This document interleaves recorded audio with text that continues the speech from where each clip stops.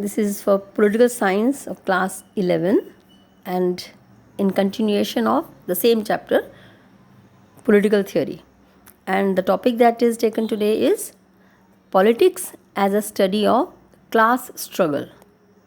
Children, this topic is propounded, or this view is propounded mainly by Karl Marx, and it is also known as Marxist view also. Okay, Karl Marx, you know. Karl Marx, his friend Engels, Lenin, Gramsci, and Mao. Mao is Maoism, Maoist theory or Maoist policies. Okay, Maoism. So these are the propounders of this theory, and that is of class struggle. And their main focus is on the clashes, conflict between the two classes. When we say classes, we mean the difference in the society among the people on the basis of their economic condition. Okay, class is always on the basis of economy. Rich class, poor class, middle class, like this. So here, these philosophers or these thinkers, Karl Marx, etc., they were in the favor of poor people, workers mainly. Okay, workers not only of one country or one place, but of the entire world. According to them, workers, they work in fields, in factories, wherever they are working, but they are not given their due share in the form of salary, wages, or facilities. And whatever profit is earned, that goes to their masters or to their employers, and they are exploited because they are economically weak. So they are exploited very easily by the upper class or by the rich people or their owners, etc. So they focus on the control of the economy, which should not be in the hands of private people, but it should be controlled by the government itself, by the state itself. And they are in the favor of communism. Communism means common things. The resources belong to all, and that is to be seen by the government, that everybody in the society, in the state, gets his or her due share according to his contribution. And those who are unable to do work genuinely, like old people, sick people, they will be helped by the government or by the state. This is their objective, which is very good objective. But here also, it is not implemented or followed in the world, because this system also has some drawbacks also. Anyway, that we'll discuss in some other chapter, in the lecture. But today our topic is class struggle.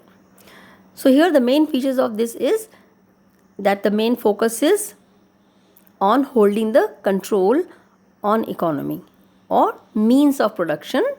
It should be in the hands of the state only, that determines the laws, institutions, and forms of government or state and consciousness. That means if the state controls the economy, there will be socialism and communism.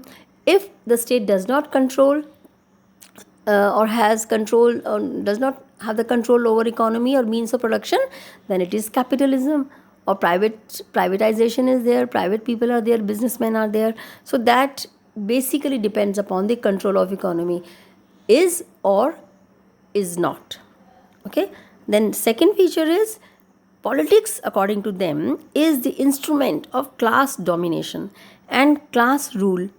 Okay, they say that politics, as you know, politics is manipulation of the things also. Manipulation not in a negative way only, means to decide by the authority, or the authority decide what is to be done for whom, in what way, how much, etc., etc. So they say politics is the instrument or the means, the way, of class domination. Naturally, the powerful class will dominate the weaker class, and class rule, and out of this only the state arises. Okay, state arises. State here we mean the government, the power the people, group of people who have power to control, regulate the society, and they themselves make the rules for the society. And state arises when society is divided into classes. It will it may be exploiting also, naturally, because they are powerful and they're not fulfilling the interest of the weaker section. Okay, and they say it will disappear when there will be no class struggle. And this stage will come when the state has the control over economy and genuinely, honestly distribute the resources among the people, not giving without any work. No, according to their due share. Whatever amount of work they do, in that proportion only they are paid back. So, in this way, nobody will be very rich and nobody will be very poor. So, there will be no rich and poor. The society will be a class-less society. And when there will be class-less society, there will be no clash, no conflicts, and no tensions between the rich and the poor. Alright.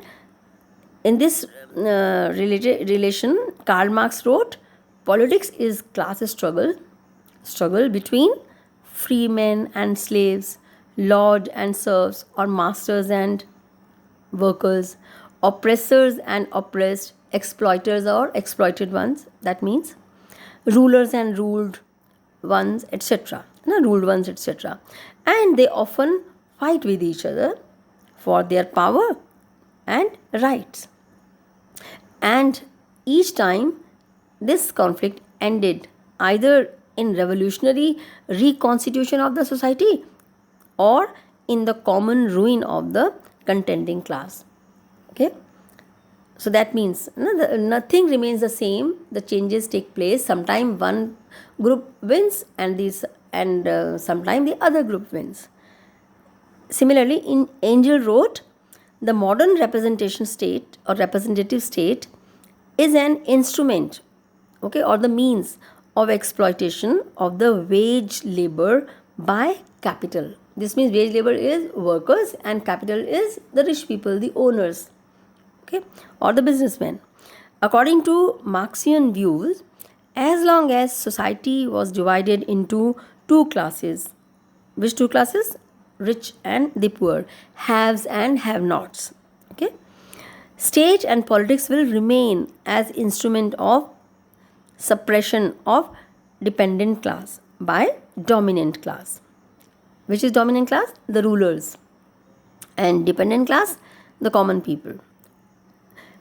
And the end of class exploitation was to pave the way for a revolution of workers to establish communism. Again, communism, everything belongs to all. Everything is common.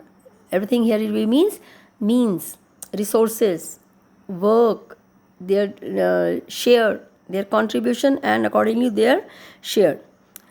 Whatever amount of work is done, accordingly they will be paid. Okay, and there will be the establishment of a classless society. Classless society, no rich, no poor, all are same. Same in the sense according to the amount of work they perform. And class conflict, naturally, that will also disappear and state would wither away. Wither away means vanish. Here children, state would disappear means state is the authority, the government. Why we need the authority? That to make the society a peaceful society, or to maintain peace and security, law and order in the society, and to see that there is no disturbance going on or no one is exploited by the other. If it is so, the authority is there to check. Mainly the conflicts are related to the economic conditions only. People have clashes with other classes because some have and they don't have. So if all of them have according to their contribution, so there will be no class and there will be no class struggle. And when there is no struggle, no clash, then the authority to settle their disputes will also not be required. And this way the authority is the state, and when there is no clash, no conflict, no tension, no fights between and among the people and the classes. So there will be no need of state anymore, and that will be a stateless society. So that was the dream of Karl Marx, to have a society which is, society will remain forever. You know what is society? Society is group of people living together. So society will remain, but that society will be a good society, like Ram Rajya. You know, Ram Rajya means all are living happily. Nobody is creating any problem for anyone, because all are satisfied, because all their needs and requirements are fulfilled by themselves only. Okay, and there will be a classless society and stateless society. All right, so that is all for today.